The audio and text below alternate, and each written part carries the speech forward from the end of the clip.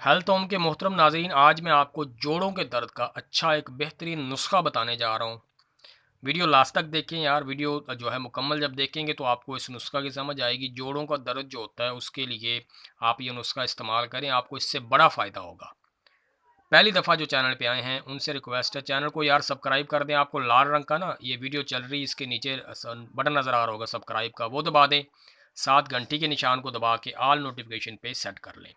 अच्छा, इसमें आपने क्या करना है, नुस्खा आपको बताता जाऊँ। सुंड आपने लेना है, काली मिर्च लेनी है, मग्गा लेना है, अपलवा और सुहागा लेना है। तमाम चीज़ें हम वज़न लेनी है, ये ज़हन में रखिएगा। 2-2 ग्राम ले लें, 4-4 ग्राम ले लें, जो भी लें हम वज़न लें। सुंड, काली मिर्च, मग्गा, अपलवा, सुहागा, तमाम चीज़ें हम वज़न लें। इन सब चीज़ों को पीस कर आपने रख लेना है, इसको पीस लेना है। यार पंसारी से मत पिसवाइएगा, क्योंकि वो एक ही मशीन में तरह तरह की दवाइयाँ डालते रहते हैं, तो इस तरह कोई और दवाएं भी इसमें शामिल होती। कोशिश करें घर में पीस लें, या उनको कहें कि वो मशीन को साफ़ करें, साफ़ करने के बाद आपको पीस कर दें। 1 चम्मच आपने दूध पत्ती के साथ इस्तेमाल करना है। दूध लेना है, उसमें हल्की सी पत्ती डाल लेनी है, ठीक है, जो घरों में हम चाय के लिए इस्तेमाल करते हैं। और उसके साथ आपने 1 चमचा लेना है, ये सुबह और शाम इस्तेमाल करना है आपने।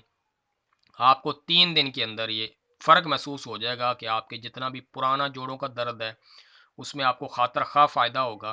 ठीक है, और अगर किसी इंसान को 2 या 3 दिन में अफाका महसूस नहीं होता, दवाई जो है बाज़ दफ़ा वो मवाफ़क नहीं आती है, तो फिर आप किसी से मशवरा करके ये दवाई इस्तेमाल करें, क्योंकि जोड़ों के दर्द के लिए दवाई तो बहुत अच्छी है। अब आपने जैसे तरीका बताया उसके मुताबिक इस्तेमाल करनी है, और उसके साथ साथ कोशिश करें थोड़ी बहुत वर्जिश भी किया करें। वर्जिश करने से भी जोड़ों के दर्द में अफाका होता है। इसी के साथ अपने प्यारे बहन भाइयों से इजाज़त चाहूँगा।